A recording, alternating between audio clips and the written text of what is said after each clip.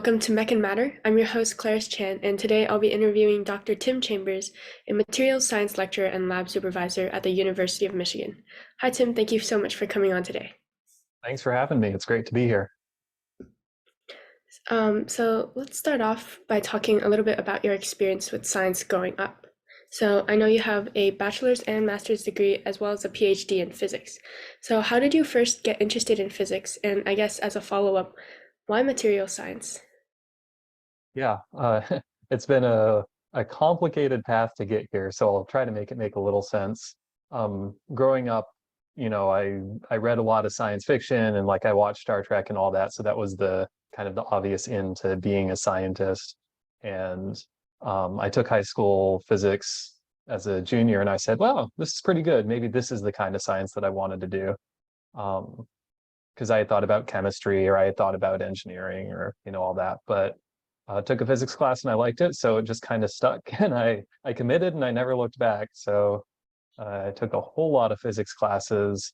Um, but as far as getting into material science, it was actually a complete accident. So I never like took any MSc classes. I did some work on electronic materials, working on semiconductors and such as a physics student, but I never really thought about it from a materials perspective. I was just playing with electrons, really.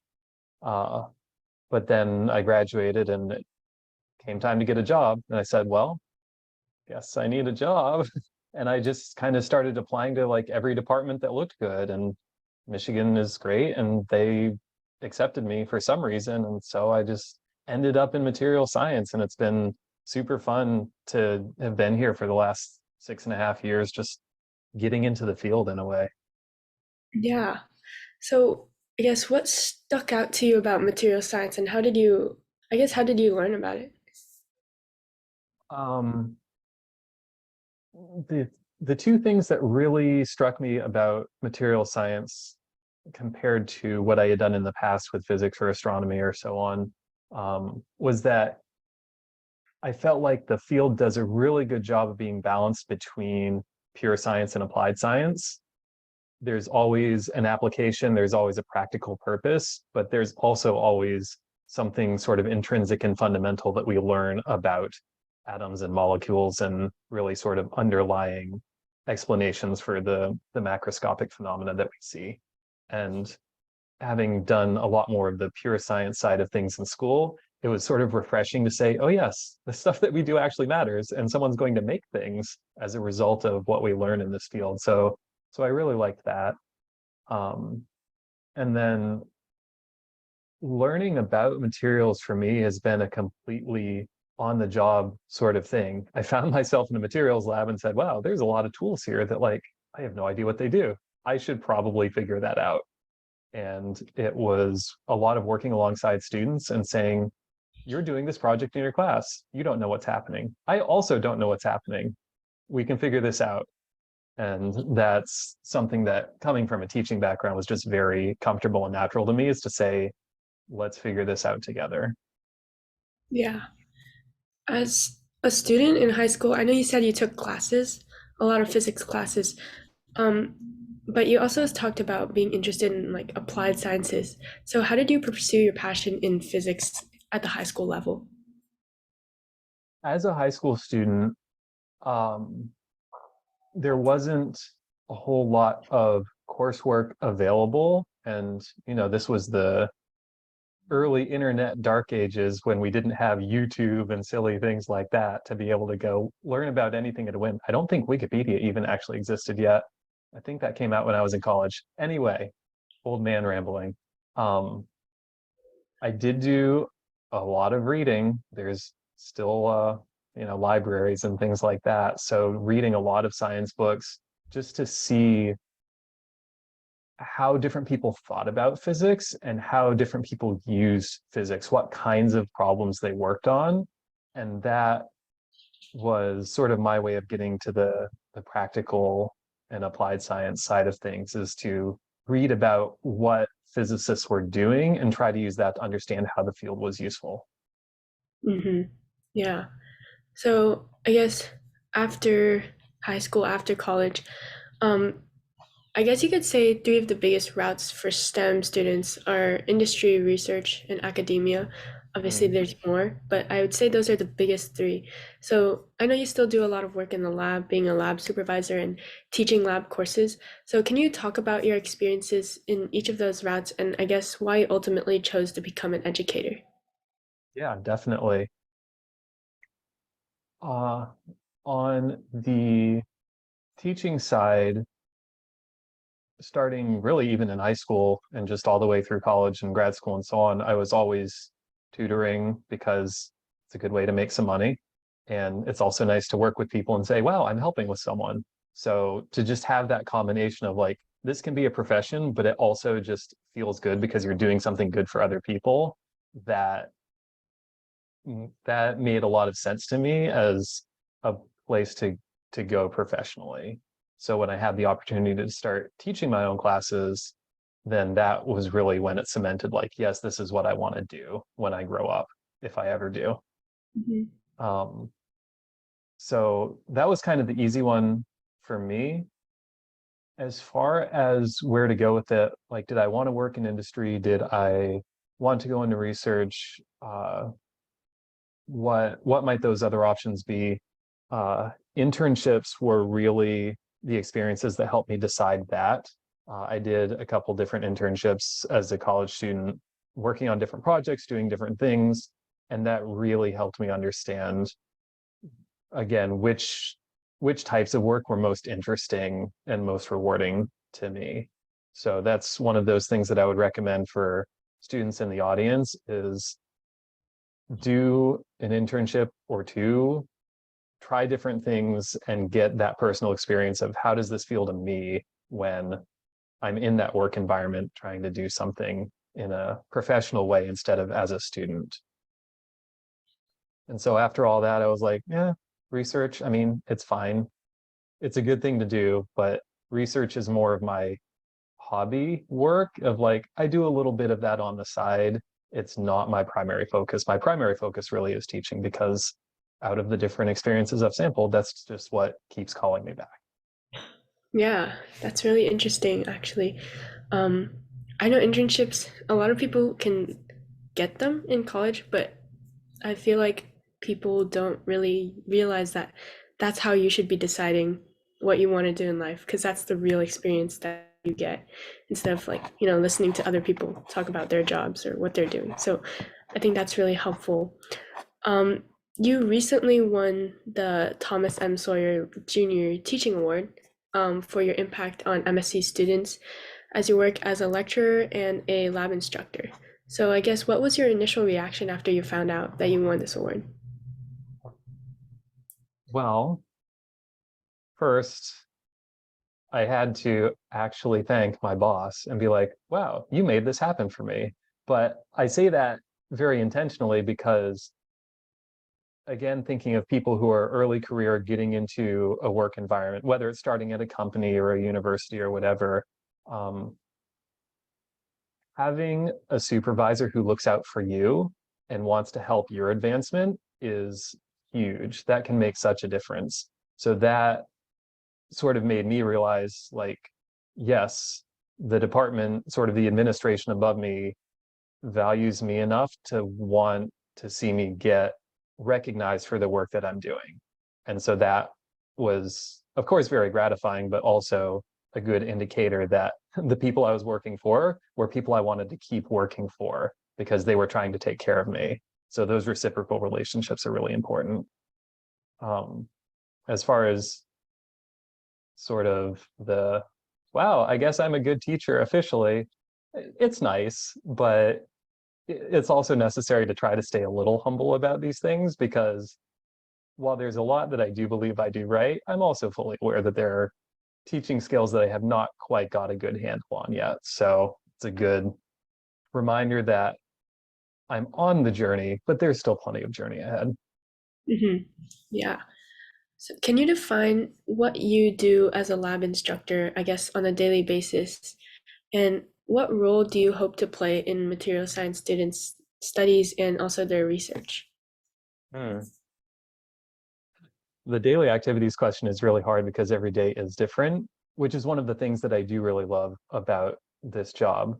The way we have things set up at Michigan, where I teach at University of Michigan, Ann Arbor, is that there is this sort of centralized teaching lab in material science that we have, but we don't have classes in there 24/7. And so that facility is available to research users when there aren't classes using the lab. So while a lot of my work is teaching students or helping students with their sort of educational goals, some of it is also supporting research users and interacting with them. And that's where a lot of the sort of brain candy happens of like, wow, this is really interesting and weird and complicated. What are you working on? I've never seen something like that before. And so there's, yeah, some of that is just the dessert, I guess, that comes along with the job of saying, there's so much cool stuff that happens here. So many smart people are working on so many interesting projects. So that is part of it. And then on completely the other side, there's the stuff that I would describe as actual work. Someone has to order supplies. Someone has to make sure all the equipment's working. Someone has to clean the floor. Like it all needs to be done in order for this space to work for teaching and for research so that students can come in and accomplish things. So it's kind of spread on this whole continuum of like the very intellectual and the very practical and all sorts of things in between. And for someone who likes a lot of variety, it's a really good option in that way. Yeah. What are some of the coolest projects you've seen in your time as a lab supervisor? Oh boy. Well, I have some bias here. Like I have some personal favorites that are because of my interests, right? And so it aligns with that. Um, the the lab curriculum at Michigan is centered around the junior and senior year mostly, because before that, a lot of students are just taking prerequisite courses. They got to learn physics, they got to learn calculus, they got to learn chemistry, they got to, learn programming, they have to learn how to write. So all of these things need to happen. But then junior year, we have a full year of advanced lab, and then senior year, there's a full year of design classes. So within that context, at the end of the junior year, sort of the final project for my class is a reverse engineering project. Students go out into the world, they choose a commercial off-the-shelf product that they're interested in for some reason. It's a hobby, it's a passion, it's something that they bumped into at the grocery store and they're like, I wonder what that is. And they spend several weeks in the lab trying to figure out what is this commercial product? What's it made out of? How is it manufactured? What are its properties? What are potential applications that maybe haven't been considered yet? So a lot of my favorite projects come in that reverse engineering space because the students get to follow their own real, like self-selected, genuine interests. So a few examples of that. We have a lot of students who do music, which is a big hobby of mine as well. So we've had students reverse engineer saxophone reeds, for example. And like that might sound really simple until you realize that they're reeds, they're organic, like this is made out of bamboo, which is a phenomenally complicated material when you start to think about it at a molecular level, and how do its acoustic properties arise from the molecular structure of the different polymers that make up bamboo. So that was super interesting. Another one in a very different space was I had a student who had had back surgery several years prior to the class and had a rod put in for spine support, and things got better. The rod got removed, and so the student had a spine rod just sort of lying around. And reverse engineering time came, and they said, I have this metal that was in my body for several years. Can we figure out what it is? I'm like, yes, absolutely. Let's go. So yeah, just all over the spectrum. But those are a couple examples that I think illustrate some of the variety of what students are interested in, which is great. Yeah, that's really cool. So I know you teach MSc 360 and 365, the lab classes at UMich. So can you talk a little bit about your teaching philosophy and what it means to be a good teacher? Oh boy, that's a big question. I will try, and feel free to edit me down when I go off script for too long. So I mentioned the research thing earlier, and there's an important connection here, which is the area where I do most of my research is more on, I guess, what I'd describe as the cognitive science side of things. I study how people teach and learn science. So my data is looking at interactions between students and teachers, looking at how students perform on assessments, things like that, so that we can develop better teaching practices that are more effective. That's the goal.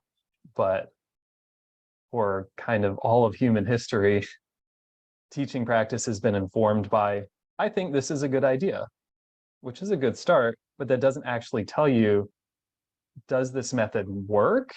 Is this effective teaching, or do you just believe it's effective teaching? And so disentangling that is my research area.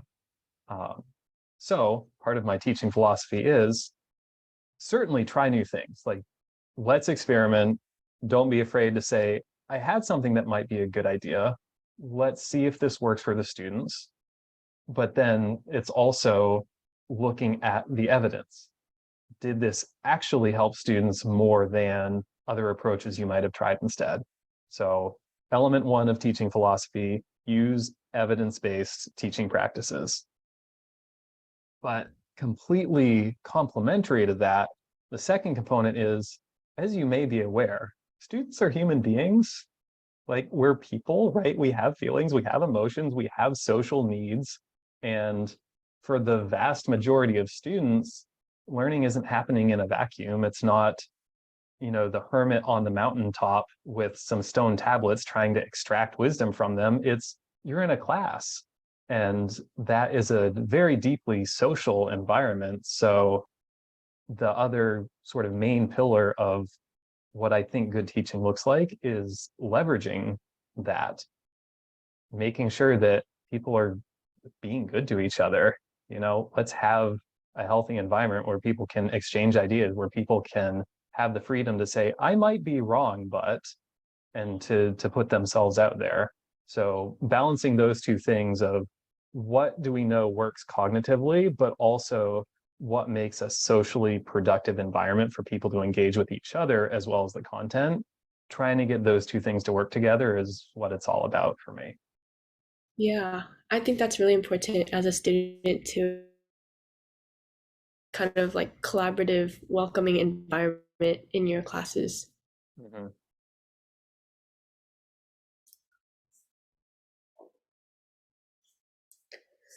Um, what do you think is the best and worst thing about being a lecturer? Hmm. So nobody's asked me that question before. I'm going to think for a moment. Take your time. Hmm. So the best thing, I think I partly answered this already. I get paid to teach people. Like, how cool is that? That I get to do something that I like, that is also my job, that is also good for others. That's kind of a unicorn. There aren't a lot of jobs that are like that for everyone. So that really, even though maybe that's sort of a simplistic answer, I think that is the best part of it for me. Uh, and the reward there really is twofold. There's the sort of extrinsic, I am helping people, others are getting further along their path because of hopefully something that I'm doing to help advance them. And they need me. And so, of course, I feel valued, and that's nice. But it is also just fun for me, not for everyone. Some people are like, I do not like doing this at all. And that's totally fine. If everyone liked exactly the same things, then the world would be worse off and boring. So there's part one of my answer. What's the worst part? Some people would snarkily say grading, but I don't honestly feel that way because, again, grades are data. Like, this is how I understand whether people are learning or not. So digging into what students write and what they calculate and what they present to understand what they are and are not learning is, like, it's work, but it's it's interesting. Mm. So looking at the professional structure of the university, this varies at different institutions. Different institutions have different rules, they have different administrative bureaucracy, like all that. So I guess the worst part of being a lecturer is that at most schools, including Michigan, once you get hired, it's not a permanent forever kind of job. It's a contract job. So it's like, okay, you get hired for a year or 3 years or 5 years, which if you're doing a good job, is usually not really an issue with job security. Like most people who are good at their job get rehired, but there's always just that little kind of lurking in the back, like, strictly speaking, I could be out of a job in 3 years, which I'm not practically worried about, but it does linger in the back of your mind just a little bit. Mhm. Something that is changing for the better in that area is that more universities are starting to create permanent or tenured or otherwise sort of secure full-time teaching positions, which I definitely believe is the direction that we need to move sort of societally. But we're not Mhm. there yet. So that was a long answer. Sorry. It's okay. So your students have spoken really highly of you. What do you hope that they take away from, I guess, your instruction in general, your lectures? And what is your goal as an educator and a mentor for these students? Well, what I hope they take away, this one is actually pretty easy. Um, I'll say this the provocative way first and then explain what I mean. Don't trust anybody.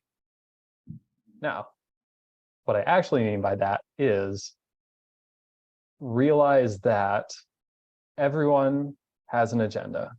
We are all trying to advance certain causes. We're all trying to promote different things. And that's not a bad thing. That's just the nature of humans. Like we all have interests and we want to try to make sure that the causes that we support are noticed.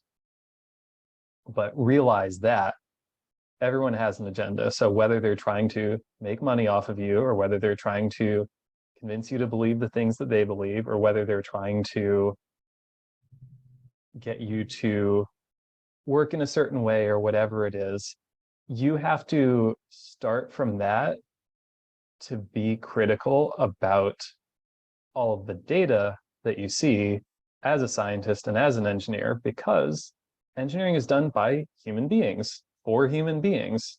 We make products that people use.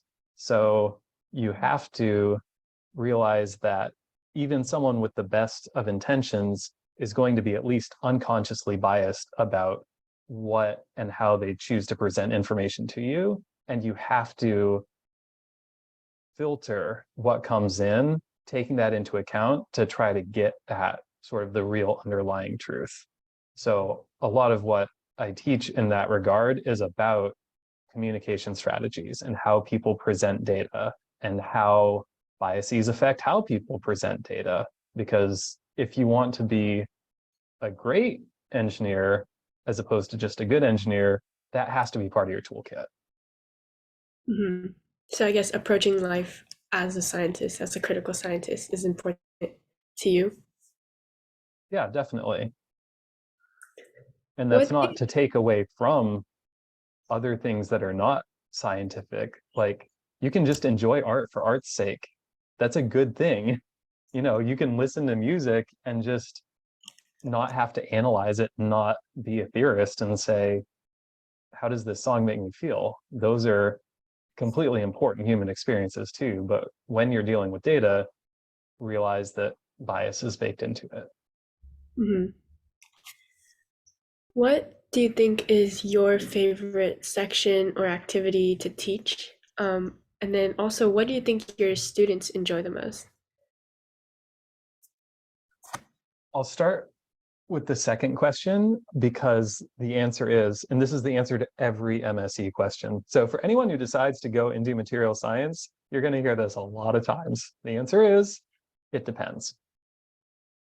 Mhm. Because, as I've been saying, everyone's different. So I have one of the things that's really cool about material science is different people come to it for very different reasons. Some of my students want to save the planet. Some of my students are just really interested in chemistry and they want to understand the chemistry of solids. Some of my students like want to be doctors or dentists. I actually have a student who's graduating this year who's going to dental school to do dental materials to make better like fillings and better tooth replacements. So what I think my students like the most is very different for different people. So my responsibility is over the course of that year, because I do essentially have a year-long lab class, is to try to hit as many different materials topics as possible so that everyone can find the thing that they resonate with and say, ah, that's the part of MSE that now I know I'm passionate about. That's where I want to focus my efforts and go in that direction professionally. So for some of them, it is biomedical stuff, and for some, it's metallurgy, and for some, it is about coding and simulation and programming and modeling the world mathematically. So it's just really all over the place, which keeps the job interesting. You know, I'm not just doing the same thing over and over and over and over. That said, I do have a favorite part. So the answer to the first question was, I just love playing with metals. Like, I don't know why. I couldn't point to something that happened in my childhood where I was like, and then I became passionate about metals. There was no obvious thing like that, but it's just, I think it's neat. You know, I do blacksmithing as a hobby. Like I have a forge at home because I'm that guy, I guess. And so one of my favorite parts of the year is where the students do a design project where they design their own aluminum alloy. So they're starting from elements. They have aluminum, silicon, copper, manganese, whatever else they put in. And they're starting from a theoretical basis of how do these elements behave? How do they interact with each other? But then taking that to an applied side of what will this be used for? There's so many uses for aluminum out in the world that the way you engineer an alloy for a bike frame versus for an airplane versus for like decorative railing, those are three completely different situations that are going to demand different properties, which means different processing and different manufacturing. And so you kind of work your way back the design chain from there. And so the students go through this process and they say, here's what I want to use it for, and here's the properties it needs. So here's how I'm going to try to make it. And then they go make it. And then it's just a really gross, hot, sweaty day because we're melting metal at like 800 degrees Celsius and it's glowing orange hot. And we're wearing the space suits for protection, like the metal coated suits to reflect all the infrared so that we don't cook. And there's just some very there's a really refreshing physicality about the work of, yes, I'm actually doing something real with real stuff. But it's also at the same time very intellectual because we are doing this experiment and we are collecting data and we are making predictions and testing them. And just seeing a stream of glowing hot liquid pouring out of a crucible into a mold and turning into an object is like, it's pretty sick. You don't get to do that in pretty much any other field. So I do think of that as one of my high points of the year. Yeah, for sure. So it sounds like you have a very good relationship with a lot of your students. You know what their goals are, you know where they're headed. Do you have some sort of inspiring figure or teacher that you had in previous years that kind of, I guess, encouraged you to become an educator yourself and kind of also inspired your teaching philosophy, your teaching methods? That's a great question. Going further back, I would say in high school, I was very fortunate. I had great teachers just across the board, and not just in science, but like my Spanish teacher was incredible. My music teacher was incredible. Um, yes, my chemistry teacher was great. My physics teacher was great. Um, like even the soccer coach was awesome. So I don't know how I got so lucky to just end up at a school where all the teachers were great, but that definitely helped me believe like education is worthwhile. This is something that it's not just I'm a nerd and I like learning things, which is true, but as a profession, that really helped me with a lot of examples of not just what good teaching looks like, but how different good teaching can be. Not all good teachers do things the same way. There's many valuable and viable approaches to it. But then as I was starting to sort of become a teacher and I needed, I guess, professional role models, someone that I could point to and say, oh, I want to be like them. The two big ones that I would point to, one is actually a professor at Michigan because I did my undergrad here. So that's Tim McKay, who is in the physics department.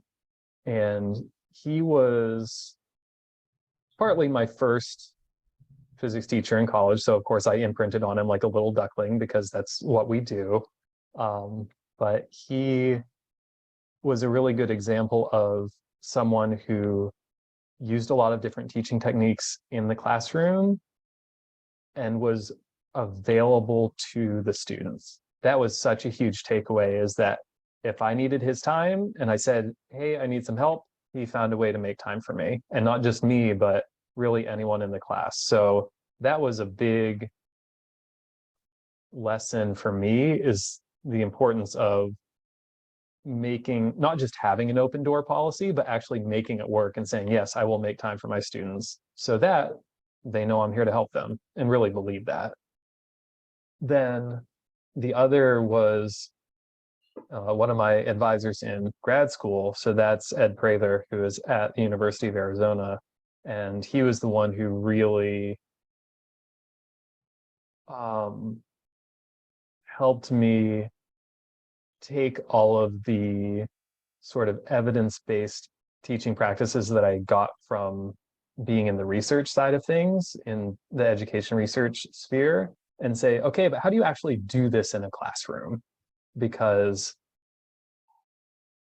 closing that gap from theory to practice takes a lot of practice. It takes time and effort and making mistakes and figuring out why what you did didn't work and figuring out how to do it better. And so he was really critical for me of getting from theory to practice and being able to do it in a classroom effectively. Yeah.